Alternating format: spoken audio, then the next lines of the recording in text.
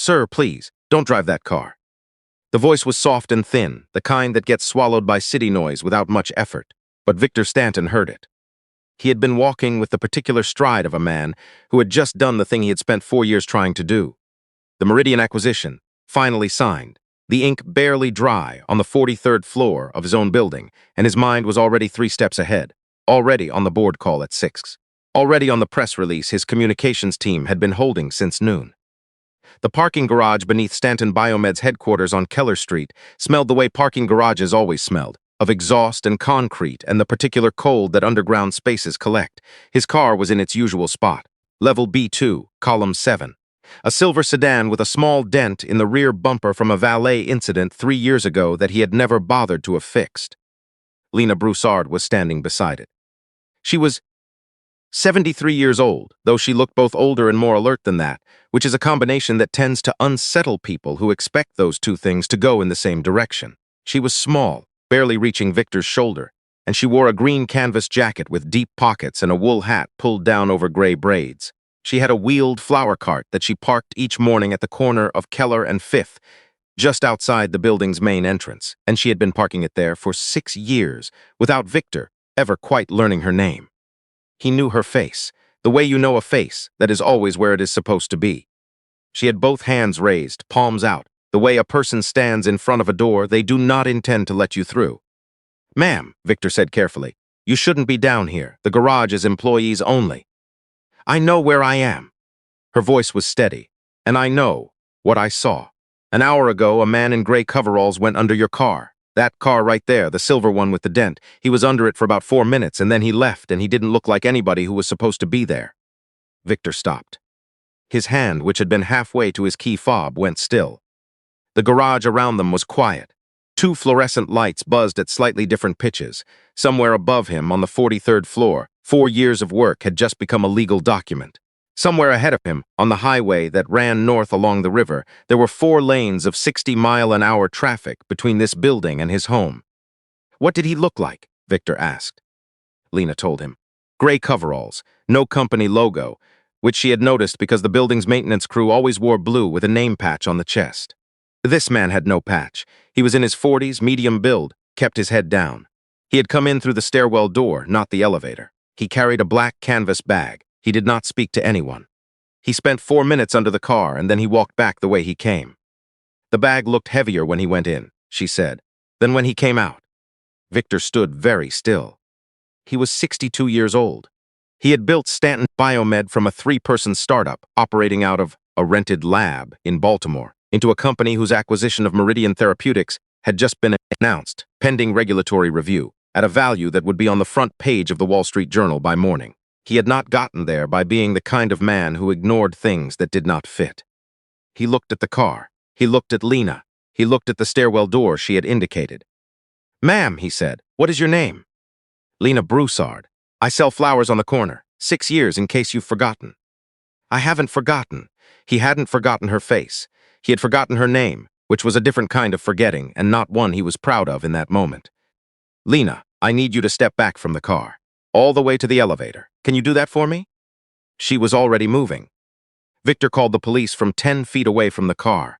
He did not call his assistant. He did not call Reed Hollis, his CFO, who had been C'd on every logistical detail of this day since Monday morning, who had known the schedule, the car, the garage level, the time Victor would be leaving. He did not call Reed because his mind was doing something fast and cold and precise, which was what his mind did when it had a problem. And not enough information, and needed to hold the pieces still long enough to count them. He called 911. He said the words, possible vehicle tampering. He said the license plate. He said the location. He said, please send someone who knows what they're looking at. Then he walked to the elevator where Lena was standing with her hands folded in front of her and her flower cart parked neatly to one side, and he said, "Help is coming. Are you all right?" "I'm not the one who needs help," she said. He almost smiled. He did not quite get there. The officers arrived in 11 minutes.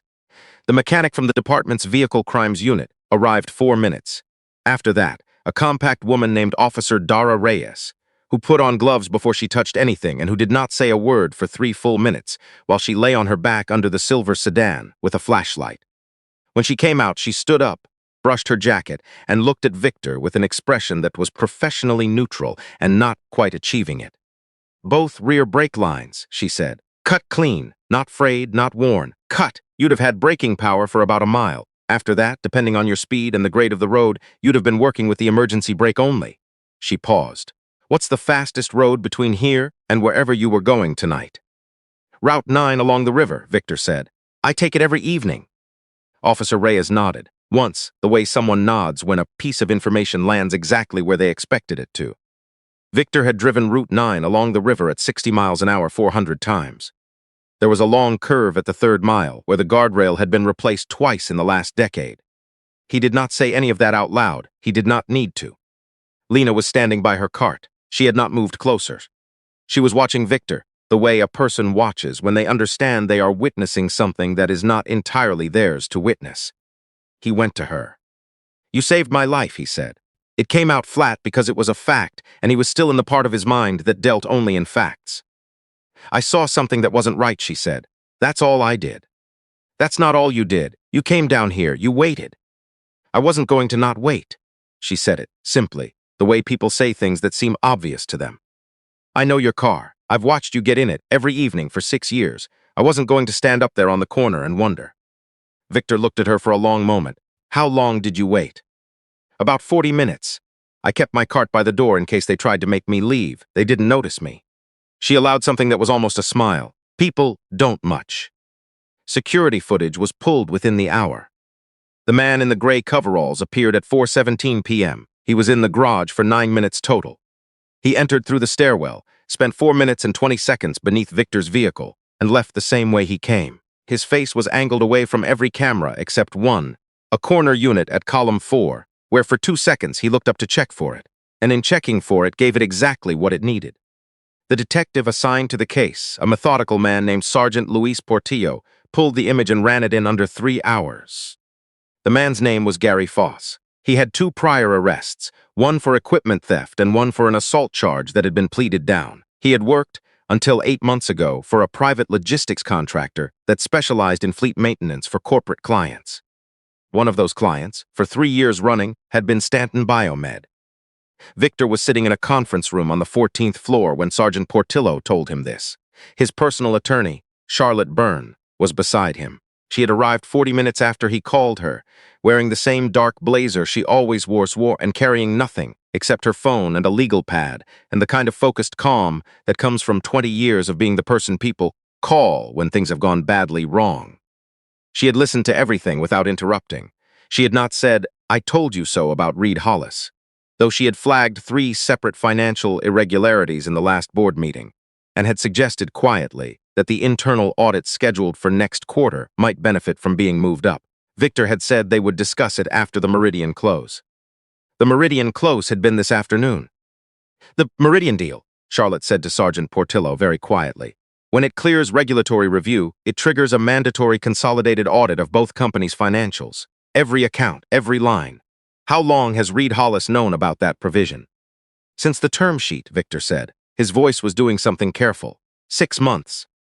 Charlotte said nothing. She did not need to. Portillo looked at Victor.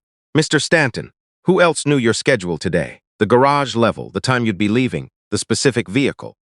Victor listed the people. His assistant, his security desk, his driver who had called in sick that morning, which was why Victor had planned to dredge himself, a change of plan he had mentioned in an email to exactly one person when asking if the 6 o'clock board call could be pushed to 6:15. Reed Hollis. Victor's phone had 17 missed calls. 9 of them were from Reed. Charlotte put her hand flat on the table and looked at Portillo. "I'm going to ask you to move quickly," she said. "Not tonight, now." They moved quickly. By 9:15, Reed Hollis was in federal custody, picked up in the lobby of his building on the east side of the city with a carry-on bag and a flight to Vancouver open on his phone that he had not yet purchased but had been researching for 4 days. Gary Foss had been in custody since 8:40. He had given Reed's name before he finished his second sentence. The audit Charlotte had requested 2 weeks ago and been gently redirected on found by midnight, the first thread of what would eventually unravel into $11 million moved across 6 accounts over 28 months. It was not all Reed. There were 2 other names. Neither of them would be at their desks in the morning. Victor did not go home that night. There was nothing at home that required him urgently, which was a fact about his life he did not examine too closely in that moment. He slept 3 hours on the couch in his office and woke at 5:30 to the sound of the cleaning crew in the hallway, disoriented for a moment about which side of the worst evening of his life he was on. He was on the other side. That was something. He called Charlotte at 6. "Lena Broussard," he said. "The woman with the flower cart. I need her address." "I already have it," Charlotte said. "I'll send it to you." The address was in the Garfield Park neighborhood, 12 minutes from the office.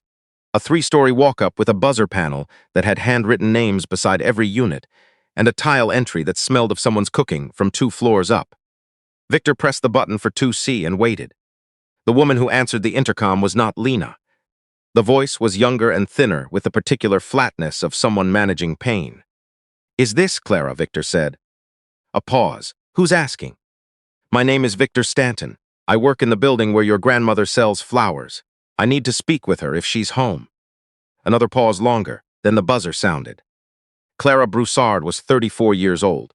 She was sitting on the couch when Victor came in, wrapped in a blanket despite the apartment being warm, with the specific stillness of someone whose energy was being carefully rationed. She had Lena's eyes and Lena's directness, which Victor clocked in the first 4 seconds. "She's getting dressed," Clara said. "She didn't know you were coming." "I should have called. I'm sorry." "She doesn't have a cell phone. She says she manages fine without one." Clara watched him. "She told me what she did, last night. She saved my life." "I know." Clara looked at the window. It was early enough that the light was still gray. She said she waited 40 minutes in that parking garage because she didn't know what else to do. She kept thinking you might have already left a different way. "She didn't leave." "No," Clara said. "She doesn't." Lena came out of the back hallway in a clean blouse and the same wool hat, which she apparently wore indoors as well as out. She stopped when she saw Victor, and her expression moved through several things quickly before settling on something composed. "You didn't have to come here," she said. "I know. I don't want a reward if that's what this is." "I know that too." Victor looked around the apartment. It was small and very clean, with photographs on every surface, and a folding table near the window where Lena's flower order forms were stacked in a neat pile. There was a hospital discharge summary on the kitchen counter, partly obscured by a grocery list, but not fully. He had not been meant to see it. He saw it. "May I sit down?" Lena gestured to the chair across from the couch.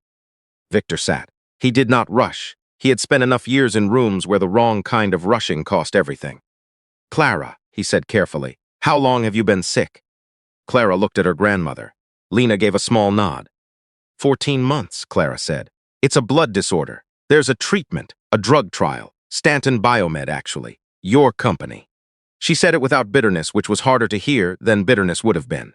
"The trial closed to new patients in March. There's a waiting list. We were told maybe next year." Victor looked at his hands. He thought about Route 9 and the curve at mile 3. He thought about the guardrail replaced twice in a decade. He thought about what Charlotte would have been told at 9 o'clock if he had gotten in that car. "Lena," he said, "I want to tell you something before I say anything else. 6 years ago, when you first set up your cart on the corner, my head of facilities came to me and said a woman was selling flowers on the sidewalk, and did I want him to ask her to move along? I told him no. I told him she wasn't hurting anything, and to leave her alone. I didn't think about it again." He paused. "I want you to know I didn't do that for any reason. I just thought it was the right answer." Lena was quiet for a moment. "I know," she said. "I was there. I saw you through the window." She folded her hands in her lap. "You didn't look like a man doing a favor. You looked like a man answering a question he found boring." Something shifted in Victor's chest that he did not have a name for. "Clara is going to get the treatment," he said. "I'm going to make that call this morning. She will not be on a waiting list." Clara opened her mouth. Lena put one hand up, the same way she had held her palms up in the parking garage. "Mr. Stanton," Lena said, "before you continue, I want to be very clear about what I will and will not accept from you." He waited. "Clara gets the treatment. That is not a gift. That is a drug your company makes. If it works, she pays for it the way anyone pays, whatever her insurance covers. We are not a charity case, and I will not have her beholden to you for her health." "Understood. You are going to stop calling me the woman with the flower cart in your head, because I have a name and you know it now." "Yes, ma'am." "And you are going to let her recover without making her recovery into a press release or a company story." "She is not a story. She is my granddaughter." She is not a story, Victor agreed. Lena looked at him for a long moment, the kind of look that takes the measure of a thing and decides whether to trust it. My rent went up $400 in January, she said. This building is selling. We have 60 days. Victor said nothing. I'm not asking you to fix that, Lena said quickly.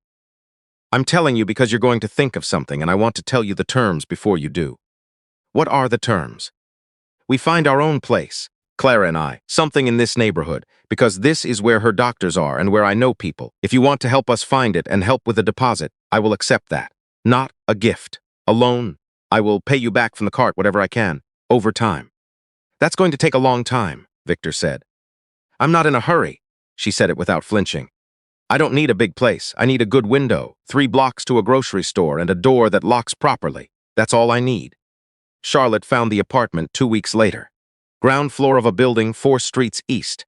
A 2-bedroom with a good window in the kitchen and a small yard behind it that the listing described as a shared green space, and which turned out to be a patch of grass with a picnic table and a rose bush that someone had been tending for years without knowing who would eventually sit beside it.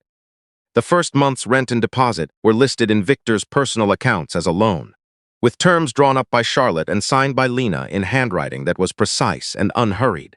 Lena kept a copy in the same folder where she kept her flower orders and her lease agreements and a photograph of Clara at 8 years old standing in front of a school bus, squinting into the sun. Clara began the treatment in the 3rd week of September.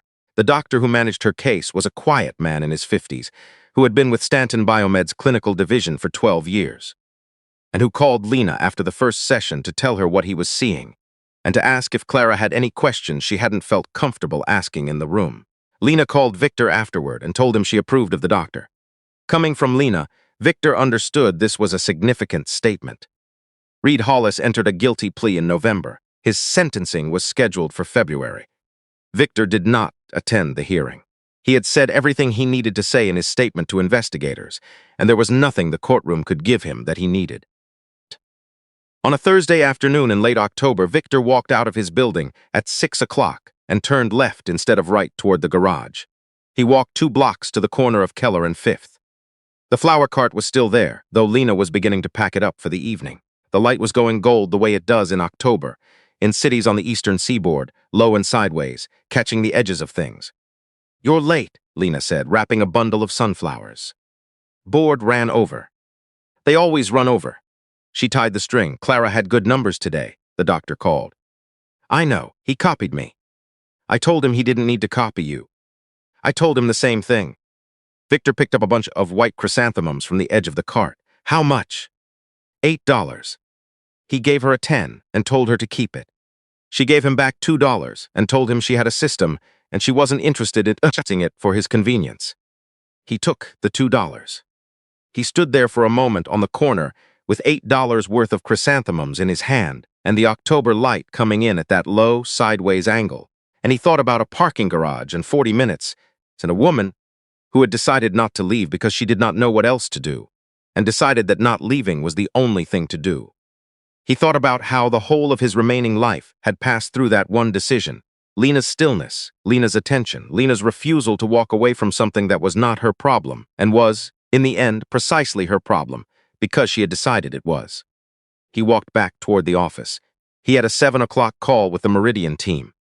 The chrysanthemums went in the small vase on the corner of his desk that had been empty for 2 years, and he did not think for very long about why he had never put anything in it before. Some things do not require thinking. They only require noticing finally that they were always there.